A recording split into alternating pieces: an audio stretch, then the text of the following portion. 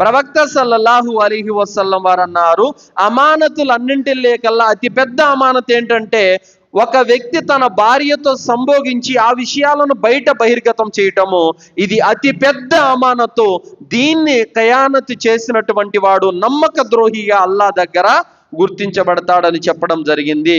సహీ ముస్లిం 1437వ హదీసు, ఖయామత్ రోజున అల్లా సుబ్హానహు వ తఆలా దగ్గర అత్యంత నీచమైన వ్యక్తి ఎవరంటే తన భార్యతో సంభోగం చేసి ఆ రహస్యాలను బయట పెట్టేవాడు. ఇమాం నవవి రహమతుల్లాహి గారు అంటున్నారు, అతి గోప్యమైనటువంటి విషయాలను బయట పెట్టడం అనేది పెద్ద హరాం అని చెప్పారు. ఇమాం అహ్మద్ బిన్ హంబల్ రహమతుల్లాహి గారు అంటున్నారు, ఇంటి విషయాలను బయట పెట్టే స్త్రీ కానీ పురుషుడు కానీ అతను నీతి లేనివాడు, హిక్మత్ లేనివాడు. అది సంసారం అనేది ఒక అమానత్ అని చెప్పడం జరిగింది. ఇమాం గజాలి రహమతుల్లాహి గారు ఇహ్యా ఉలూద్దీన్లో తెలియజేశారు, భార్యాభర్తల మధ్యన జరిగే విషయాలను బయట పెట్టడము విశ్వాసానికి విరుద్ధమైనది, అది ప్రేమను నాశనం చేస్తుంది అని చెప్పడం జరిగింది. ఇమాం కుర్తుబీ రహమతుల్లాహి గారు అంటున్నారు, భార్యాభర్తల మధ్యన రహస్యాలను కాపాడటం అనేది అతి గొప్ప అమానతు, ఇది వాజిబుగా పరిగణించబడుతుంది అని చెప్పారు. అలాగే భార్యాభర్తల మధ్యన రహస్యాలు జరిగినవి ఏవైతే ఉన్నాయో వాటిని బయట పెట్టడం అనేది నమ్మక ద్రోహానికి పాల్పడటము.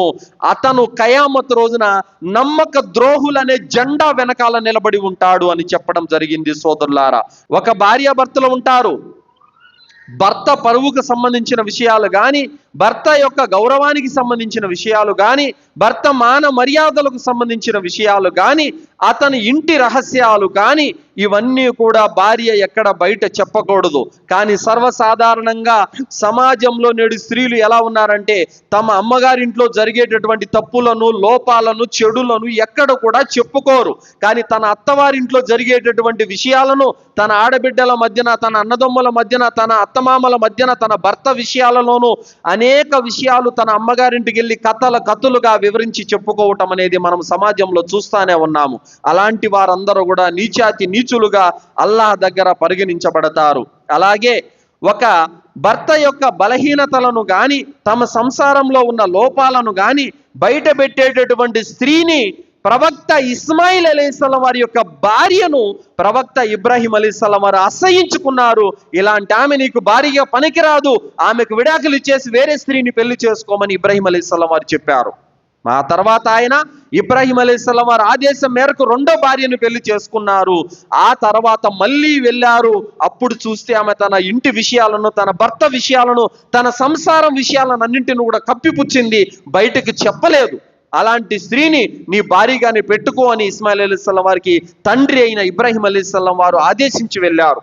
దీన్ని బట్టి మనకు అర్థం ఏమవుతుందనంటే, ఏ స్త్రీ అయితే తన సంసారం గుట్టు విషయాలను, తన భర్త రహస్యాలను, అది ఉపాధి కానీ, గౌరవం కానీ, ఇంకేదైనా కానీ ఆ విషయాలను బయట చెప్పితే అలాంటి స్త్రీ సంసారానికి పనికిరాదని ఇబ్రాహీం అలైహిస్సలాం వారి, ఇస్మాయిల్ అలైహిస్సలాం వారి జీవితం ద్వారా మనకు తెలుస్తుంది. సోదరులారా, కావున ప్రతి మానవుడు బలహీనుడే.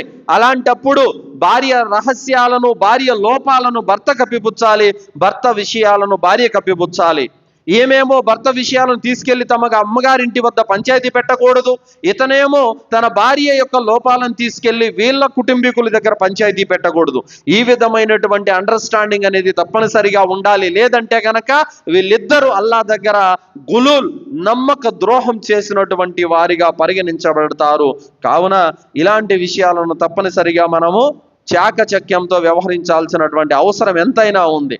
అలాగే ఈరోజు భార్యాభర్తల యొక్క అమానతు విషయాలు ఎలా రహస్యంగా ఉండాలో అలా రహస్యంగా లేవు. ఈరోజు ఎలా అయిపోయిందంటే పరిస్థితి అంటే గనక, పెళ్ళైనటువంటి వ్యక్తులు తన భార్యతో కలిసి పొద్దున్నే తన స్నేహితుల ముందర చర్చలు పెట్టేటటువంటి పరిస్థితి ఉందన్నమాట. రాత్రి నేను అలా చేశాను, ఇలా చేశాను, అలా ఇలా అని రకరకాలుగా వాళ్ళు చెప్పుకునేటువంటి నీచ సంస్కృతి నేడు సమాజంలో మనము చూస్తా ఉన్నాము. అలాగే ఇంకా కొంతమంది ఈ రోజు ఎలా అయిపోయిందంటే పెళ్లిళ్ళ వేషంలో ముస్లిములను కూడా ఈ మధ్యన మనం చూస్తా ఉన్నాము. పెళ్లి కాకముందే వీడియో షూటింగ్లని చెప్పేసి తీసుకుంటా ఉన్నారు. పరదా లేకుండా వారు వేసుకున్న లిప్స్టిక్, వారి శారీలు, వాళ్ళ డ్రెస్సులు, వారి యొక్క అలంకరణ మొత్తం తీసి వీడియోల రూపంలో పెట్టి ఫేస్బుక్లలోను యూట్యూబ్లలోనూ పెట్టేస్తున్నారు.